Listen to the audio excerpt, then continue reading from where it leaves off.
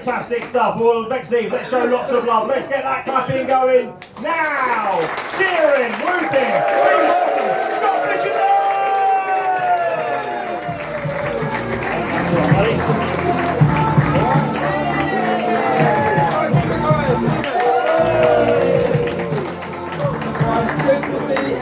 Great to be here. Very nice evening going on tonight. I'm really enjoying myself through the little garden in the corner over there. Oh, it's a lovely garden. We've just been sitting there. No, it's great to be first time gigging in Bexley Heath. Actually, I know, a week ago I used to come here a lot when I was a child. About a week ago. Thank you. No, it's good to be back. Good to be back. I'm glad you like that opening joke. It really fancy the idea I still look young, right?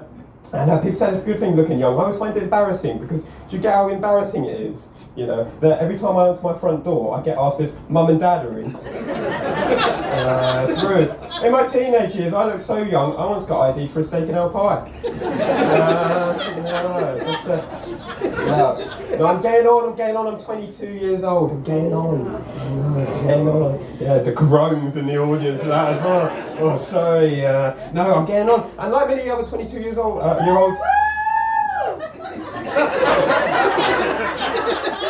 Am I being attacked? What's going on? Are you the 21? 21? I know, yeah, you fucked that first bit up for me, and yeah. Usually I'm the youngest in the room, but no, well, congrats getting to 21. I'm sorry, what's going on? No, good. No, but like other 22-year-olds, I'm a very, very anxious person. Are you an anxious person? No. I probably shouldn't have asked, should I? I already knew that. No, I'm a very, very anxious person. I don't mean to be. I sort of just worry about everything and anything, right? Anything you can think of, I'm worrying about, right? And I've got a bit of social anxiety, so I find it quite hard talking to people, as you can tell. And so you can sort of imagine what some of my earliest comedy crowd work used to be like. It was tends to go a bit like this. I used to go, "Can I talk to you, Gary?" Yes, you can. Right, that's not for me. That's just because it's Gary, I won't lie. I heard about his sex driving and I was like, no, I'm not doing that. And I shake when I get nervous. Don't ever know people do this. I shake and I shake so much. If I was a dog, you wouldn't know whether to pet me or put me down, right? And shaking makes employment difficult. I used to be a waiter, right? And let me tell you, it's not comforting to see a man bring over your food like it's a fucking bomb. And I'm going to hold my hands up and say, I should be better at controlling my nerves, especially on stage, because I started comedy when I was 16 years old. That's my first gig was, right? And the thing with Ryan, or the thing with starting at 16 years old, isn't actually the nerves, right? It's how relatable can you be, right? What you talk about that makes every age group laugh, right? I remember going up on stage on my first ever gig and I went, isn't it shit? Having double maths and science on the same day. I got heckled after, and this guy went, I bet your mum's waiting for you outside. I thought, how did he know? But you can't really start comedy before you're 16, can you? You can't really do it if you're fucking Duke of Edinburgh, can you, you know? Imagine how much of a knobhead you'd be if you started doing crowd work in ICT, you know? And with teenage humour, especially like teenage boys, right, the humour's awful, right? It wouldn't be like questions like, oh, what's your name and what's your job? It'd be like, how's your mum and can I shag her? The men in the corner know what I mean, yeah. But, no, I'm going to be honest, a lot of my anxiety does actually come from the fact that I am autistic, right? And I don't really like mentioning it, but I feel like I have to mention it, right? Because I know you're all thinking it. You're all thinking, this guy's got something and it definitely ain't talent. You should have laughed that hard at that one. You really dug that one home for me. I was diagnosed with the original Asperger's. Do you remember that, Asperger's?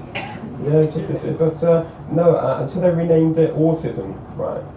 I always thought it was a bad idea, because why would you do that to a group of people that hate change? But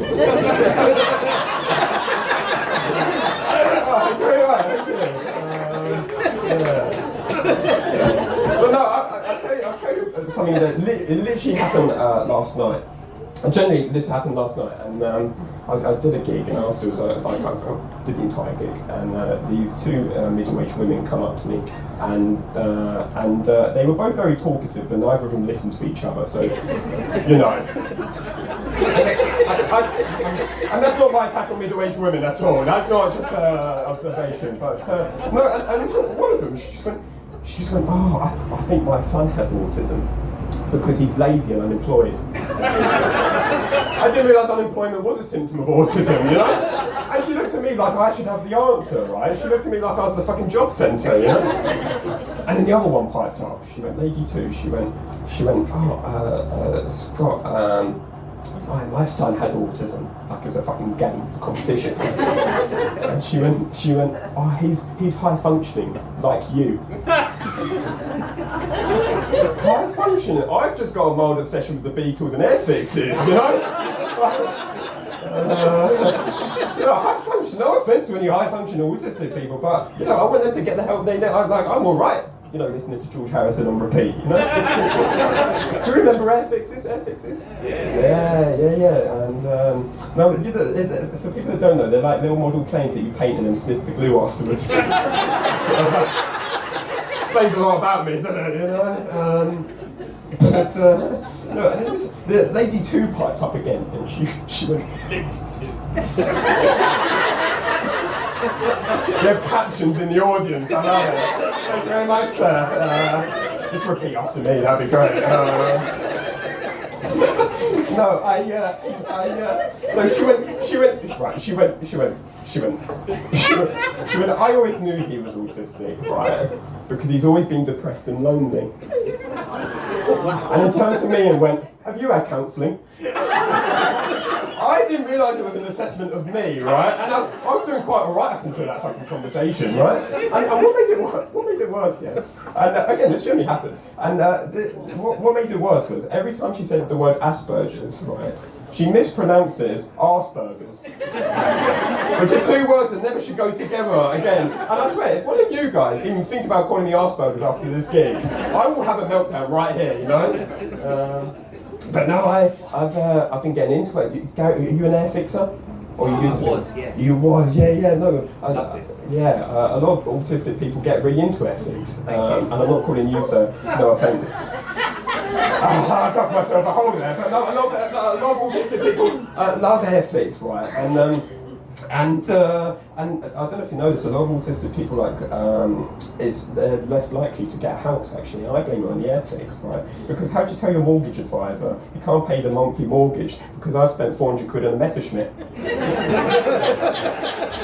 Is that a clever joke, Airfix? Who was Airfix? Messerschmitt? Yeah, that's a good set. Yeah, you know what I'm on about. Yeah, I've got two. Yeah, no, yeah. 109? What's that? 109? There it is, yeah. I've just got one. I've got one in a charity shop. I don't know what it is, but it's like an Italian one. Good.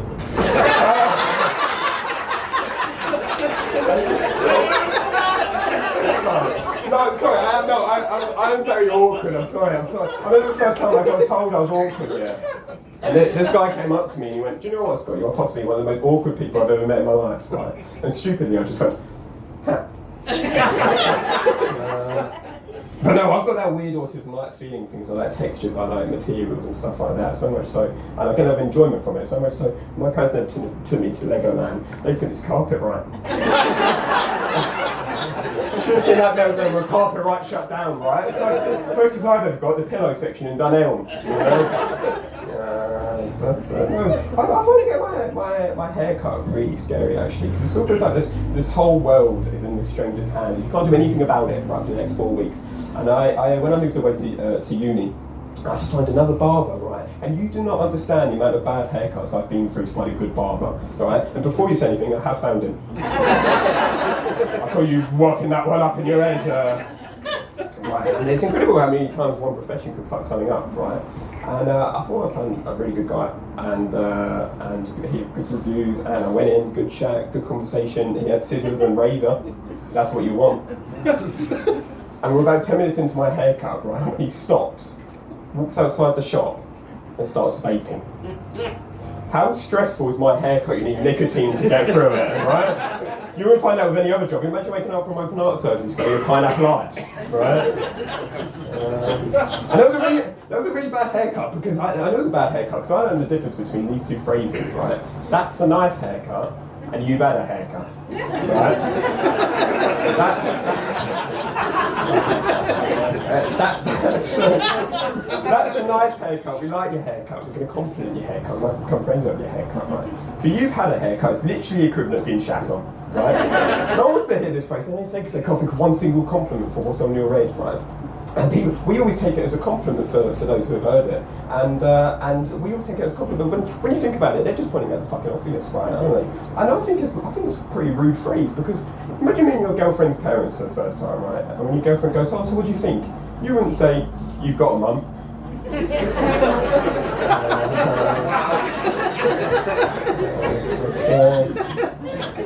No, I'll tell you about a time I was comfortable because it's certainly not now. I was on my driving test, right? And it sounds really weird because a lot of people get very nervous on their driving test, but weirdly I didn't, right? And I didn't, so I looked over my driving instructor and he was looking out the window, right? That's how comfortable it was. Looking out the window, playing looking out the window. I'm so glad he was looking out the window because I got so comfortable. I was looking out the sunroof. Gary, do you drive? Yes. Oh yeah, sex driving, isn't it? Yeah. Did you get parked, all right? Yeah.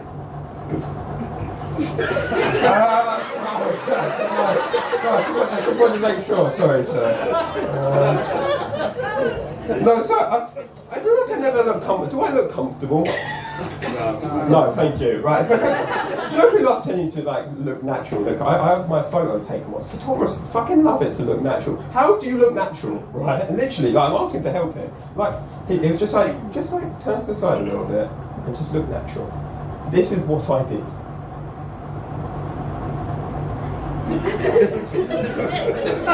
And he went, "Oh, give it a little smile."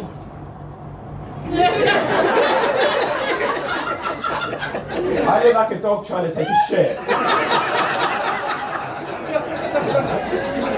Is there, honestly, this is hell. Is there anything else I can do? Anything? I'm opening up the floor here. Anything else? I'm here. That's perfect. That's perfect. Perfect. Really? Do I strike confidence into you? No? Weirdness. But you were comfortable. You looked fine. Yeah, dig this hole even deeper. Yeah. I've heard what you've been up to behind that garden shed, you know? No, but no, you see a lot of weird stuff while driving. I was following this ambulance the other day, and we've gone about 100 down the hard shoulder. And there's a small little sticker on the back of it, right? And he just says, "We are working on becoming dementia friendly," right? And I thought to myself, what the fuck were they like beforehand, right? What did they do to her on that sticker? Did she think they went into an old lady's house, slapped her and went, "She won't remember that in the morning." That's a mean joke. That's a mean joke. No, my nan has dementia. So you've changed your tune. And then my nan has dementia, and it is a very sad illness. A lot of it's about forgetting things, isn't it? Sometimes she might forget me, sometimes she might forget my parents. A lot of it's about forgetting where she lives, right? But what's ironic is 14 years ago, my nan's neighbours moved her bins, right? And when she sees that neighbour, she goes, "You've been moving, bastard." And what I didn't realise about dementia, a lot of it is about like what they say isn't always what they mean. Right, an example, I was at her house last year before my birthday. I was just telling her about the date, and she went, "How old are you going to be?" And I went, "I'm going to be 22, and she went, "I didn't think you were going to last that long." What, like, she said it like she was betting on it, you know? And it does explain why she wasn't at the hospital. She was down fucking corals, you know? 4-1 and the grandson, you know? But no, this has been great. I've got about a minute left, so we'll wait it out.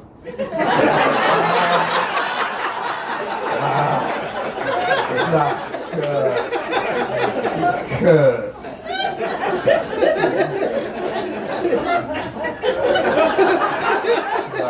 No, I'll tell you a bit of good news I've recently just had, right? I've recently just joined the Army Reserves. I wanted to fly Messerschmitt, and that's what I wanted to do. But the thing was, I thought I was joining the reserve army, you know, for soldiers a little bit shy and introverted, right? We weren't doing this all course, we were just trying to look each other in the eye, right? But it wasn't all bad, because it turns out all the Army Reserves are just the army, but part-time. So I've been in Iraq Mondays and Tuesdays, 10 till 1. But no, you've been great. I love you all. Thank you, thanks for me. Bye. Thank